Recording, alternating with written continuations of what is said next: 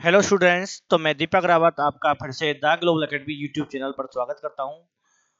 तो बच्चों, हमारा टॉपिक चल रहा है टाइम एंड डिस्टेंस और हमारी 4 क्लासेज आपने देखी होंगी और आज हमारी क्लास 5th क्लास होगी टाइम एंड डिस्टेंस के ऊपर। और हमारी क्लास का जो मोटिवेशन है इस टॉपिक का वो क्या है कि नशा मेहनत का करो। कि नशा किसका करना है? मेहनत का करना है, ताकि आपको बीमारी भी सक्सेस वाली लगे। तो ज्यादा बातें ना करते हुए अपने टॉपिक की तरफ चलेंगे हम। और हमारी क्लास का जो पहला क्वेश्चन रहने वाला है आपका, तो आपका पहला क्वेश्चन है, एक ट्रेन 198 किलोमीटर की दूरी एक निश्चित समय में तय करती है। कि डिस्टेंस है 198, उसको तय करने के लिए जो समय लगता है वो क्या है? हमारा निश्चित है। यदि ट्रेन एक कार की तुलना में 14 सही 2/7% तेजी से चलती है। यदि जो ट्रेन है वह कार से क्या करती है? तेज चलती है। तेज कितना चलती है? 14 सही 2/7%। तो दोनों एक ही समय पर पहुंचती है। ऐसा क्या हो सकता है कि दोनों की चाल अलग अलग हो और दोनों एक समय पर पहुंच जाए? हो सकता है। वैसे तो नहीं होगा, लेकिन हम उसे ऐसा कर सकते। कब? क्योंकि ट्रेन 16.5 मिनट के लिए स्टेशन पर रुकती है। हम ट्रेन को बीच में कोई स्टेशन है उस पर रोक देते हैं 16.5 मिनट के लिए, तो फिर ये क्या करती हैं? दोनों एक ही समय पर पहुंचती है। तो बताना है कि कार की चाल ज्ञात कीजिए। कार की चाल ज्ञात कीजिए। तो पहले तो आपको यह समझना है कि दोनों कितनी दूरी तय करती हैं? 198। ट्रेन भी 198 किलोमीटर चलती है और कार भी 198 किलोमीटर चलती है। दोनों एक ही समय पर पहुंचती हैं। लेकिन ऐसा नहीं हो सकता कि दोनों एक ही समय पर पहुंच जाए। वो कब कंडीशन लग सकती है? जब हम जो ज्यादा तेज चलती है उसको बीच में कहीं पर रोक लेते हैं, तो पॉसिबल है कि दोनों सही समय पर एक ही समय पर पहुंचेंगी। यदि मैं कहता हूं कि मैं ट्रेन को बीच में कहीं पर भी नहीं रोकता, यदि मैं ट्रेन को बीच में कहीं पर भी नहीं रोकता, तो ट्रेन कार से कितने मिनट पहले पहुंच जाएगी? तो ट्रेन कार से 16.5 मिनट पहले पहुंच जाएगी। बस जितने समय के लिए हमने उसको बीच में रोका है हम उसको लास्ट में रोकते हैं, तो इसका अर्थ यही तो होगा कि ट्रेन कार से 16.5 मिनट पहले पहुंच जाती है। अगर पहले पहुंच जाती है तो हमें टाइम का डिफरेंस गिवन है। क्या गिवन है? टाइम का डिफरेंस।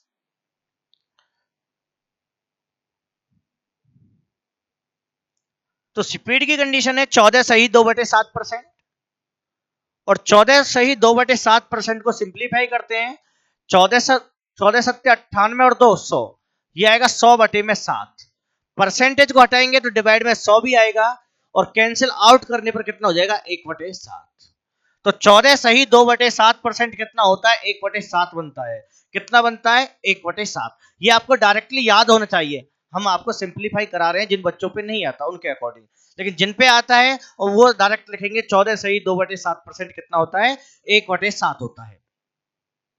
तो स्पीड को कंपेयर किया है। कंपेयर किसको करा है? स्पीड को। एक कार की स्पीड है और दूसरा ट्रेन की। तो ट्रेन की चाल को कार से कंपेयर कर रहे हैं कि ट्रेन की चाल कार से अधिक है। तो हम ट्रेन की चाल को कंपेयर किससे कर रहे हैं? कार से। जिससे कंपेयर करते हैं उसकी स्पीड होगी डिवाइड वाली अपॉन वाली, जिससे कंपेयर करते हैं। और कंपेयर कर रहे हैं कार से, कार की तुलना में। तो कार की स्पीड हो जाएगी 7, तो ट्रेन की हो जाएगी 8।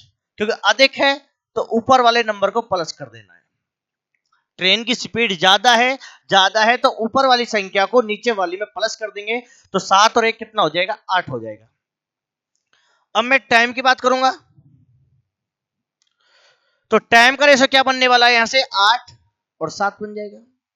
वो 7 से 8 है तो टाइम का हो जाएगा 8 से 7। कब होता है? जब डिस्टेंस हमारी कांस्टेंट होती है। और डिस्टेंस कांस्टेंट ही है क्योंकि ट्रेन भी 198 चलती है और कार भी 198 ही चलती है। तो ट्रेन कार से कितना पहले पहुंचेगी? 1 यूनिट पहले पहुंचेगी। कि ट्रेन कार से 1 यूनिट पहले पहुंच जाएगी, क्योंकि कार को समय लगता है 8 यूनिट का और ट्रेन को समय लगता है 1 यूनिट का। और टाइम में डिफरेंस कितना है? 16.5 मिनट का। कि क्वेश्चन में यही तो बोला गया है कि 16.5 मिनट के लिए रोका जाता है। इसका अर्थ क्या है? 16.5 मिनट पहले पहुंच जाती है। तो 1 यूनिट का मान हो गया 16.5।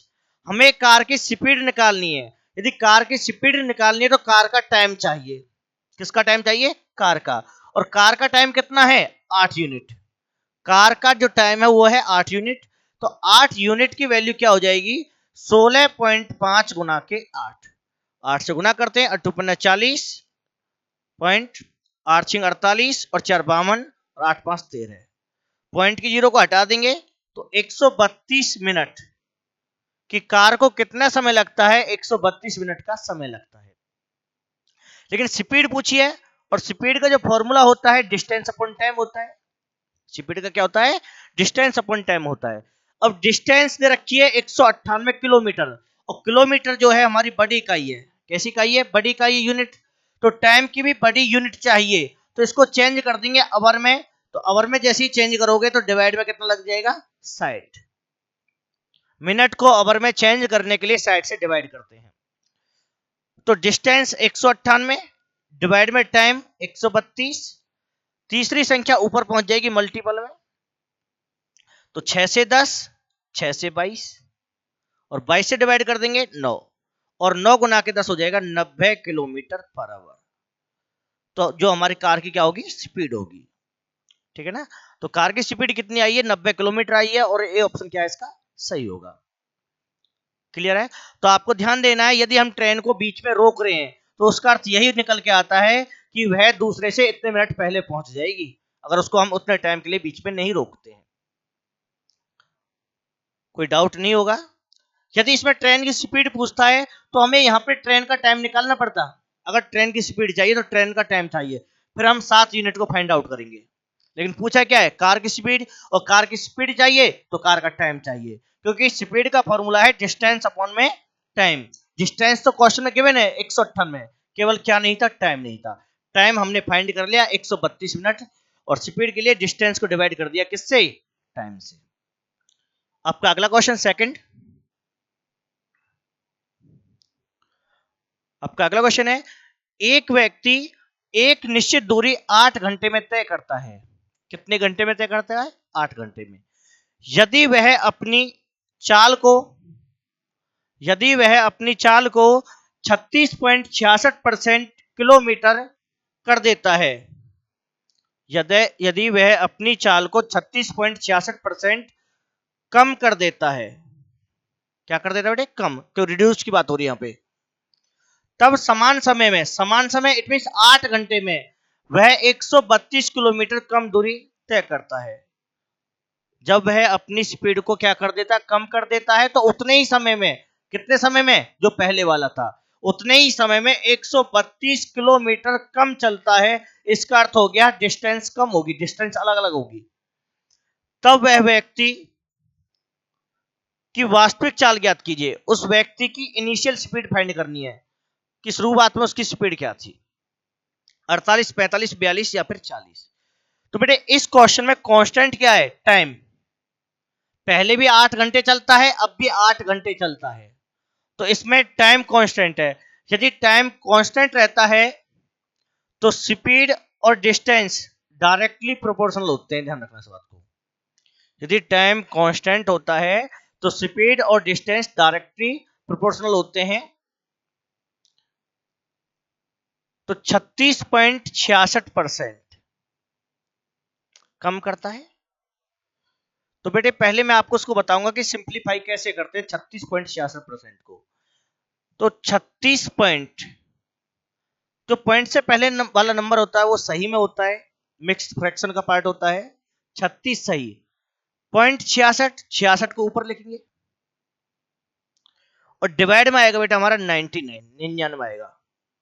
ठीक है ना? कितना आएगा? 99। 100 नहीं आएगा। क्यों नहीं आएगा? क्योंकि पॉइंट के बाद के जो अंक है 6 वो सेम चल रहा है। जब सेम चल रहा है तो इसका अर्थ ये होता है कि नंबर कंप्लीटली डिवाइड नहीं जा रहा, उसे हमने केवल 2 डिजिट तक ले रखा है। डिजिट सेम है तो बार का यूज होता है।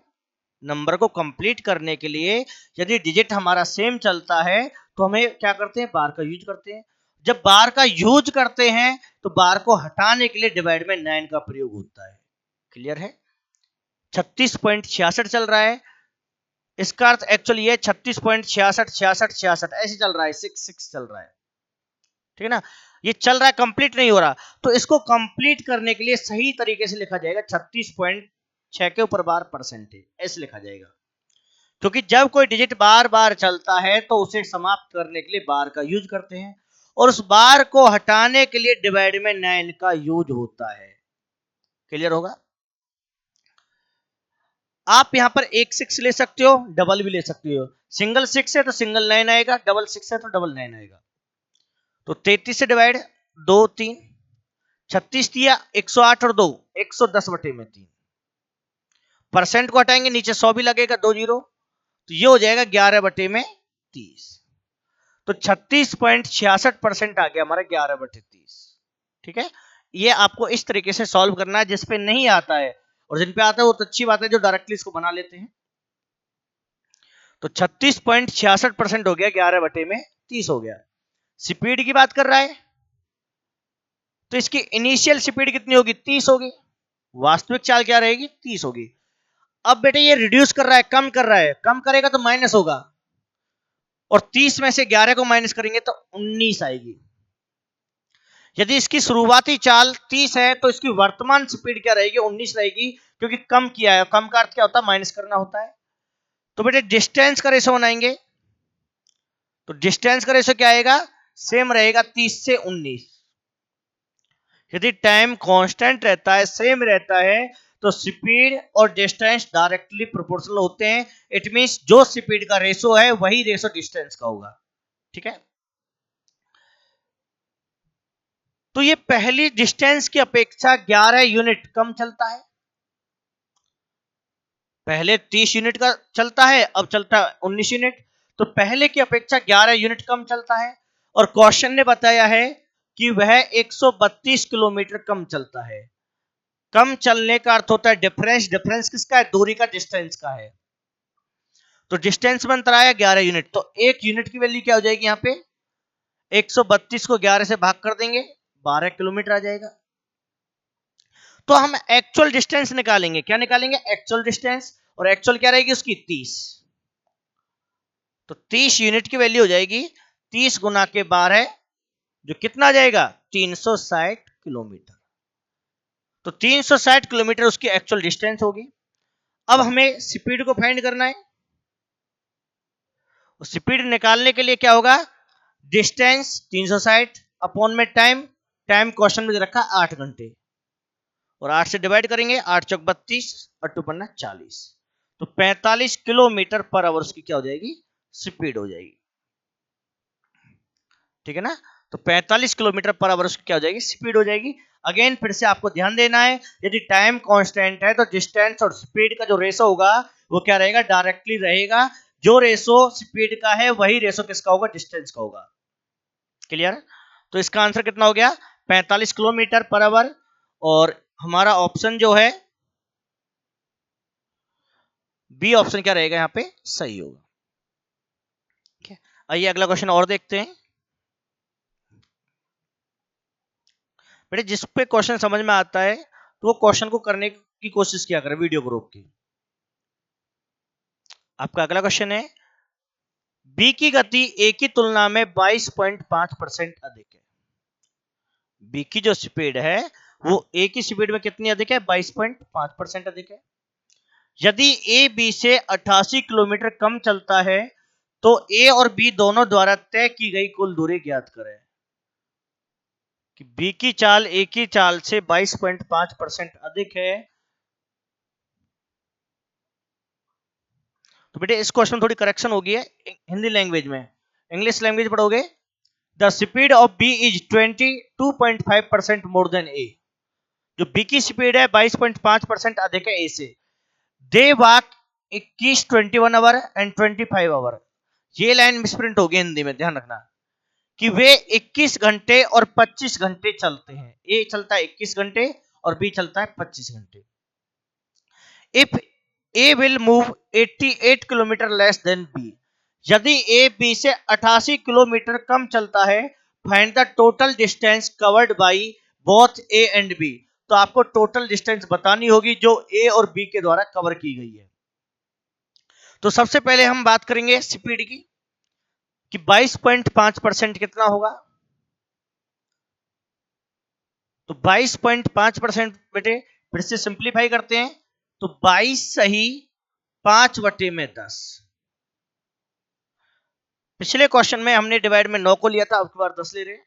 क्यों लिया था? क्योंकि पिछले क्वेश्चन में था 36.66, 66 उसके डिजिट क्या थे? सेम थे। लेकिन अब की बार डिजिट क्या है? अलग है, 0.5, दूसरा 5 नहीं है, केवल 0.5। इसका अर्थ है ये डिवाइड कंप्लीट हुई है। तो डिवाइड कर लेंगे 1/2, तो ये आएगा 45/2। परसेंट को हटाएंगे 100 आएगा, 5 से 9, 5 से 20, तो कितना हो गया? 9/40। तो 22.5% कितना होता है हमारा? ये होता है बेटे 9/40, 9/40। जिसमें सिंप्लीफाई नहीं आता वो सिंप्लीफाई करना जरूर सीख लें। स्पीड को कंपेयर कर रहा है ए और बी, और क्वेश्चन कह रहा है जो बी की स्पीड है वो ए से ज्यादा है, तो पहले हमें ए की स्पीड चाहिए। तो ए की स्पीड क्या रहेगी बेटे? 40 होगी। जिससे तुलना करते हैं, कंपेयर करते हैं उसकी स्पीड अपॉन वाली। तो बी की चाल को कंपेयर किया है ए से, और ए से कंपेयर किया है तो ए की स्पीड आएगी डिवाइड में जो टर्म है हमारी 40। ए की सॉरी बी की मोर देन है तो बी की हो जाएगी 49, प्लस कर देंगे 9 को। अब क्वेश्चन कह रहा है कि ए और बी, ए 21 घंटे चलता है और बी चलता है 25 घंटे। तो ए और बी का समय दे रखा है 21 और 25, 21 और 25। बेटे इस क्वेश्चन में ना तो स्पीड कांस्टेंट है, ना ही टाइम कांस्टेंट है, और ना ही डिस्टेंस कांस्टेंट है। कोई भी कांस्टेंट नहीं है। कैसे कंफर्म हो रहा है कि चाल ए बी की अधिक होगी? डिफरेंस अलग आ गया। ए 21 घंटे चलता है, बी 25 घंटे चलता है, तो टाइम भी अलग हो गया। अब डिस्टेंस का कैसे कंफर्म हो रहा है? 88 किलोमीटर कम चलता है, तो कम ज्यादा की बात हो रही है, तो डिस्टेंस भी अलग अलग है। तो डिस्टेंस का जो फॉर्मूला होता है वो क्या होता है? स्पीड इंटू टाइम होता है। तो स्पीड कितनी है? 40, टाइम कितना है? 21। स्पीड कितनी है? 49, टाइम कितना है? 25। ए की चाल ए का समय, बी की चाल बी का समय। तो रेशो में डिवाइड कर लेते हैं। 7 या 21, 7 से 7, 5 से 5, 5 से 8, तो 8 या 24 और 35। यदि ए 24 किलोमीटर चलता है तो बी 35 किलोमीटर चलता है। यदि ए 24 किलोमीटर चलता है तो बी 35 चलता है। तो ए बी की तुलना में 11 यूनिट कम चलता है। ए बी की तुलना में 11 यूनिट कम चलता है, और क्वेश्चन कह रहा है 88 किलोमीटर कम चलता है। तो 1 यूनिट की वैल्यू क्या आ जाएगी? 8 आ जाएगी। 1 यूनिट की वैल्यू क्या आ जाएगी? 8 आ जाएगी। फाइंड आउट क्या करना है? फाइंड करना है हमें ए और बी दोनों के द्वारा तय की गई कुल दूरी। तो ए और बी दोनों मिला के कितना चलेंगे? 5 4 9, 3 2 5, 59 यूनिट। तो 59 की वैल्यू हो जाएगी 59 मल्टीप्लाई में 8, 8 9 72, 40 और 7 47, 472 किलोमीटर। ए और बी दोनों की टोटल पूछी है तो दोनों को प्लस कर लिया, 24 और 35 को। सिंगल सिंगल पूछता है तो 24 ए के लिए 24 में मल्टीपल, बी के लिए 35 में मल्टीपल। दोनों का पूछा है 472 किलोमीटर, और डी ऑप्शन क्या रहेगा हमारे यहाँ पे? सही होगा। ठीक है ना? तो इस क्वेश्चन में कोई भी यूनिट कांस्टेंट नहीं है, इस वजह से स्पीड अलग, टाइम अलग। तो डिस्टेंस निकाल दी स्पीड इनटू टाइम करके, डिस्टेंस का रेशो आ गया। डिस्टेंस को कंपेयर किया, कंपेयर करने के बाद डिफरेंस दे रखा है 1 यूनिट, टोटल के लिए प्लस करके इनटू कर लिया। और देखिए आगे क्वेश्चन, क्वेश्चन चेंज हो गया अब इससे आगे। 200 मीटर लंबी रेलगाड़ी 60 किलोमीटर पर आवर की चाल से चलते हुए प्लेटफॉर्म को 30 सेकंड में पार कर जाती है। कि एक ट्रेन है जिसकी लंबाई है 200 मीटर, स्पीड से चल रही है 60 की से, और एक प्लेटफॉर्म है जिसको पार करने में 30 सेकंड का समय लगता है। तो बताइए प्लेटफॉर्म की लंबाई क्या है? और लंबाई निकालने का अर्थ है डिस्टेंस बतानी है, प्लेटफॉर्म की दूरी कितनी है। क्योंकि लंबाई को भी मीटर में मापा जाता है और दूरी को भी मीटर किलोमीटर में मापा जाता है। तो यूनिट से हम पता लगा सकते हैं कि लंबाई का अर्थ क्या निकलने वाला है। और लंबाई निकालनी है, इट मींस डिस्टेंस निकालनी है, और डिस्टेंस निकालने के लिए फॉर्मूला क्या रहेगा? Speed into time, speed into time. तो क्वेश्चन में स्पीड तो गिवन है ही, स्पीड कितनी है? 60 किलोमीटर पर आवर, और टाइम भी दे रखा है, टाइम कितना है? 30 सेकेंड। फॉर्मूला अप्लाई करेंगे डिस्टेंस का, लेकिन फॉर्मूला अप्लाई करने से पहले हमें यूनिट पे ध्यान देना होगा कि दोनों की यूनिट क्या है। इसकी किलोमीटर पर आवर बड़ी इकाई है, इसकी सेकंड छोटी इकाई है। तो यूनिट को चेंज करेंगे, 60 गुना 5/18, किलोमीटर पर आवर से मीटर पर सेकंड के लिए 5/18 इंटू करते हैं। तो डिस्टेंस का फॉर्मूला स्पीड इंटू में टाइम, 6 से डिवाइड करेंगे 3, 6 से 10, 3 से 10, तो टोटल हो जाएगा 500 मीटर। कितना हो जाएगा? 500 मीटर। अब बेटे ये जो डिस्टेंस निकल के आती है ना, तो ये दोनों की निकल के आती है, इट मींस ट्रेन प्लस में प्लेटफॉर्म। किसकी आती है बेटे? ये ट्रेन प्लस में प्लेटफॉर्म। अब हमारे पास ट्रेन का तो पता ही है 200 मीटर की है, तो 200 यहां से कम कर देंगे, तो प्लेटफॉर्म की आ जाएगी 300 मीटर। ठीक है ना? तो 30 सेकंड का जो समय लगता है वह प्लेटफॉर्म को पार करने में लगता है, लेकिन उसमें ट्रेन की लंबाई भी तो ऐड रहती है, तो टोटल डिस्टेंस जो आएगी वो 500 आएगी। 500 में से ट्रेन की माइनस करेंगे, प्लेटफॉर्म की आ जाएगी। कभी कभी क्वेश्चन में प्लेटफॉर्म की होगी, ट्रेन की पूछेगा, तो प्लेटफॉर्म की माइनस कर लेंगे तो ट्रेन की आ जाएगी। क्लियर होगा? तो इसका आंसर कितना बनेगा? 300 मीटर बनेगा। अगला क्वेश्चन देखिए, और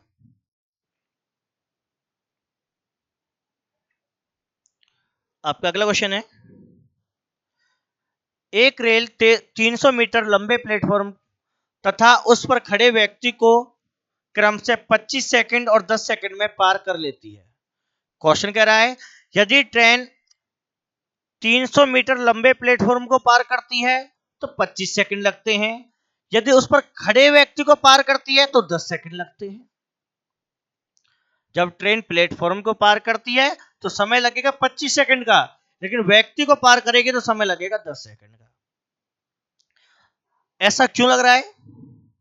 भाई ट्रेन की स्पीड तो सेम ही चल रही है ना, स्पीड तो क्या है? सेम ही है।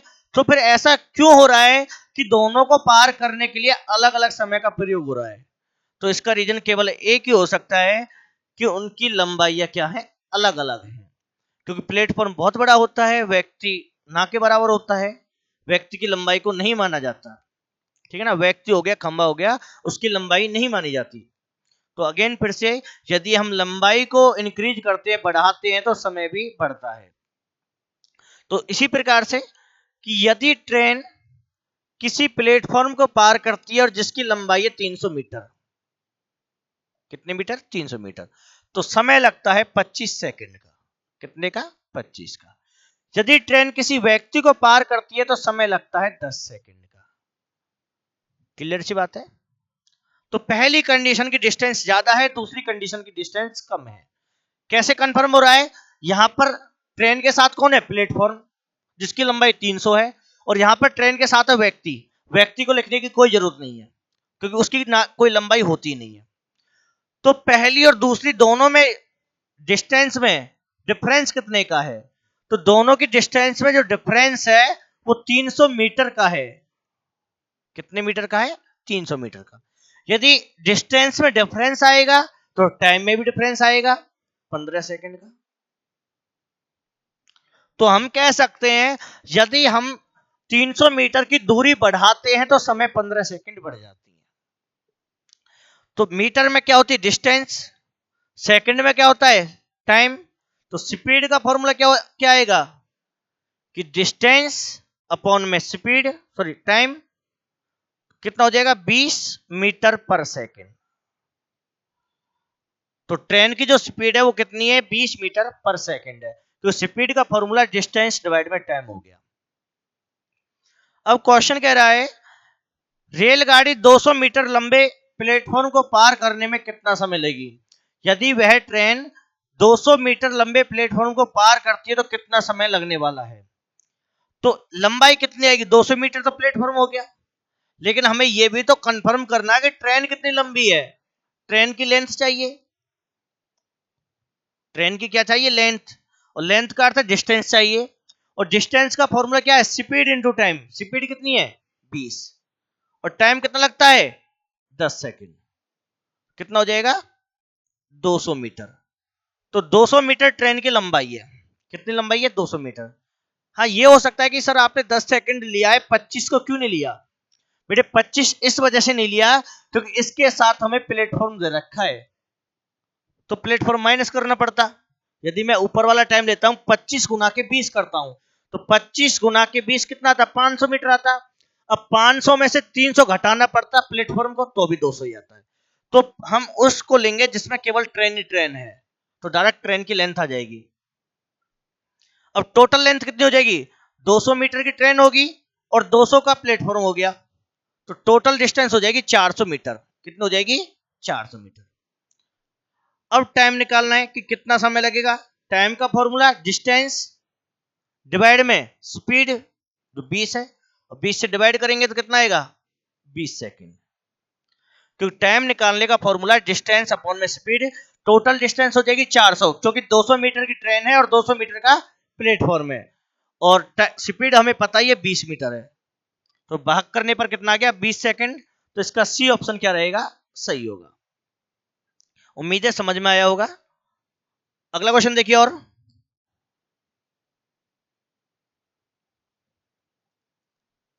आपका अगला क्वेश्चन, एक रेलगाड़ी एक समान चाल से चलते हुए 162 मीटर लंबे प्लेटफॉर्म को 18 सेकंड में और 120 मीटर लंबे प्लेटफॉर्म को 15 सेकंड में पार करती है।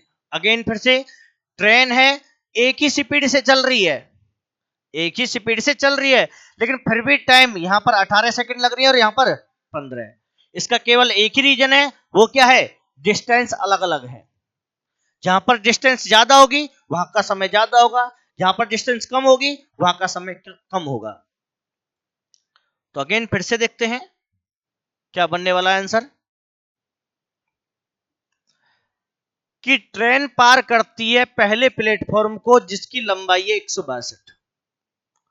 ट्रेन पार करती है पहले प्लेटफॉर्म को जिसकी लंबाई कितनी? 162। तो समय लगता है 18 सेकंड।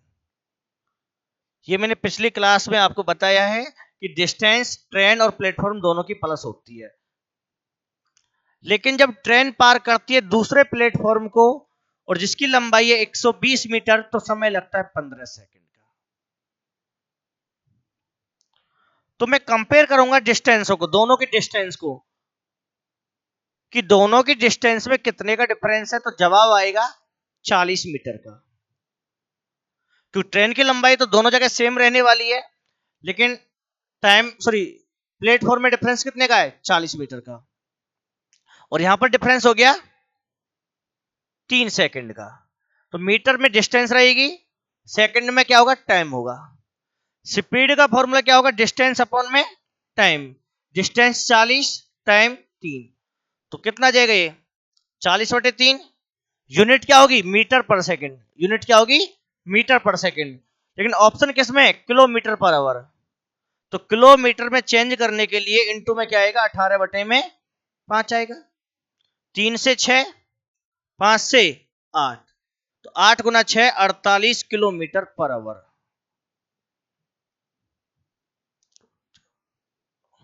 बेटे 40 नहीं, यहाँ पे 42 आएगा, मिसप्रिंट हो गया है, 42 मीटर। तो यहाँ पे 42 करो,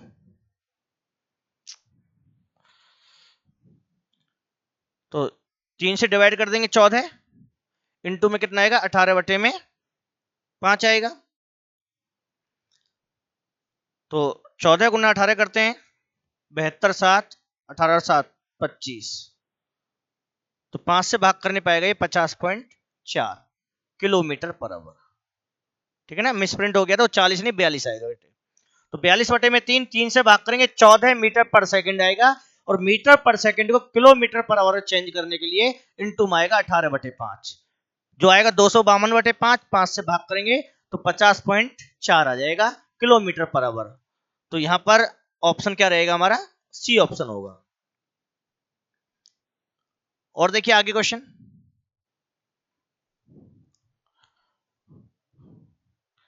पढ़िए फिर से। एक रेलगाड़ी 390 मीटर लंबे प्लेटफॉर्म तथा प्लेटफॉर्म पर खड़े लैंप पोस्ट को पार करने में 28 सेकंड तथा 7 सेकंड का समय लेती है। जब 390 मीटर का जो प्लेटफॉर्म है उसको पार करती है तो समय आता है 28 का, लेकिन लैंप को पार करती है तो 7 सेकंड का समय लगता है। लैंप का अर्थ है एक व्यक्ति हो गया अपने आप में, क्योंकि जितना लैंप की लंबाई मानी जाएगी, इट मीन चौड़ाई सी मानी जाएगी, वही चौड़ाई क्या होगी, व्यक्ति की होगी। तो आपको फाइंड करना है रेलगाड़ी की लंबाई, लेंथ निकालनी, स्पीड नहीं। लेंथ निकालने से पहले आपको स्पीड को निकालना पड़ेगा। तो पहली कंडीशन में ट्रेन पार करती है प्लेटफॉर्म को जिसकी लंबाई कितनी है, 390 मीटर, और पार करने में समय लगता है 28 सेकंड। कि ट्रेन पार करती है प्लेटफॉर्म को और प्लेटफॉर्म की लंबाई कितनी है, 390। सेकंड कंडीशन में लैंप पोस्ट को जिसकी कोई लंबाई नहीं रहती, समय लगता है 7 सेकंड का। तो डिफरेंस को लेके बात करने वाले हैं। डिफरेंस आएगा 390 मीटर का, दोनों की लंबाई दूरी में अंतर आएगा 390 मीटर का, और समय में डिफरेंस आएगा 21 सेकंड का। तो स्पीड निकालेंगे तो डिस्टेंस अपॉन में टाइम, मीटर पर सेकंड आ जाएगा। रेलगाड़ी की लंबाई निकालनी मीटर में, और लंबाई का अर्थ डिस्टेंस निकालनी है, तो स्पीड इनटू में टाइम आएगा। अब स्पीड की बात करूंगा, स्पीड कितनी है, 390 बटे में 21, और टाइम कौन सा लेंगे, टाइम वो लेंगे जिसमें अकेली ट्रेन काम कर रही है। अकेली ट्रेन है 7 में, तो 7 से डिवाइड 3 और 3 से डिवाइड 130, तो 130 मीटर क्या होगा, ट्रेन की लंबाई होगी। तो अगेन फिर से पहले तो आप स्पीड निकालोगे, स्पीड आएगी टाइम के डिफरेंस से और डिस्टेंस के डिफरेंस से। जब स्पीड आ जाएगी तो डिस्टेंस का फॉर्मूला होगा स्पीड इनटू टाइम। तो स्पीड तो हमने निकाल ही ली थी, लेकिन टाइम वो लेना जिसमें अकेली ट्रेन है। क्लियर सी बात है। अगर दोनों में ही प्लेटफॉर्म आ जाता है तो आप प्लेटफॉर्म का समय ले सकते हो, लेकिन लास्ट में क्या करना होगा, फिर आपको उसमें से प्लेटफॉर्म की लंबाई को माइनस करना पड़ेगा, इसका आपको ध्यान रखना है। ठीक है, तो इसका आंसर हो गया 130 मीटर, और बी ऑप्शन क्या है इसका सही है। आपका अगला क्वेश्चन, अगेन फिर से क्वेश्चन सेम है, बस थोड़ा सा अंतर है। जैसे पिछले क्वेश्चन में डिस्कस कर रहे थे कि एक रेलगाड़ी 500 मीटर और 250 मीटर लंबे दो पुलों को क्रमशः 100 सेकंड और 60 सेकंड में पार कर लेती है। अब की बार ट्रेन ने दो पुल को पार किया है, पहले में 500 मीटर है, दूसरे में 250 मीटर है। तो रेलगाड़ी की लंबाई आपको बतानी है कि लंबाई क्या रहने वाली है।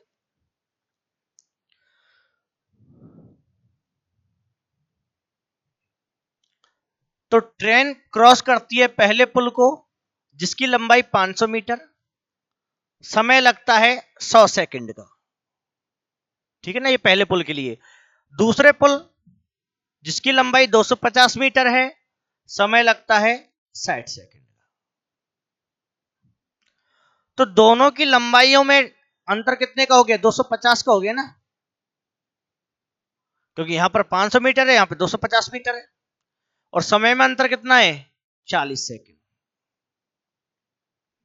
तो स्पीड निकालेंगे,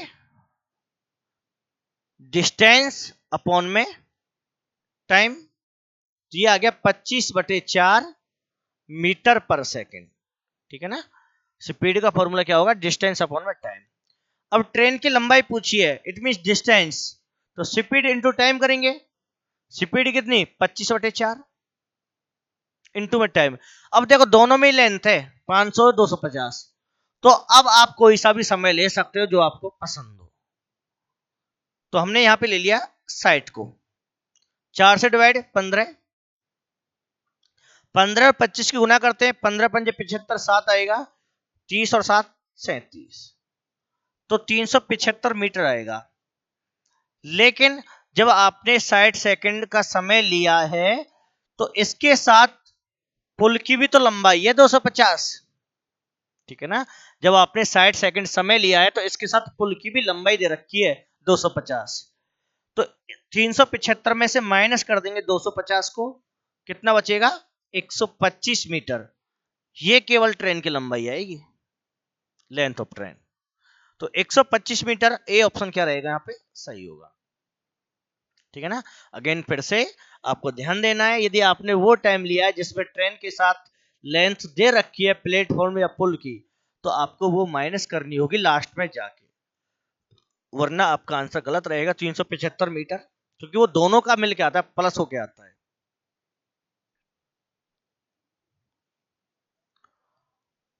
तो बच्चों आज की क्लास को हम यहीं पे ही कंप्लीट करेंगे। जो भी बच्चा हमसे नया जुड़ा है, फिर से हम पिछली क्लास वाली बात करेंगे। जो भी बच्चा हमसे नया जुड़ता है, उसको यदि हमारी क्लासेस अच्छी लगती हैं तो बेटे वो हमारे चैनल को सब्सक्राइब कर लें। दूसरा, लाइक और कमेंट भी जरूर करें, और आपके जितने भी दोस्त हैं उन पे शेयर करें चैनल को हमारे को। ठीक है, धन्यवाद।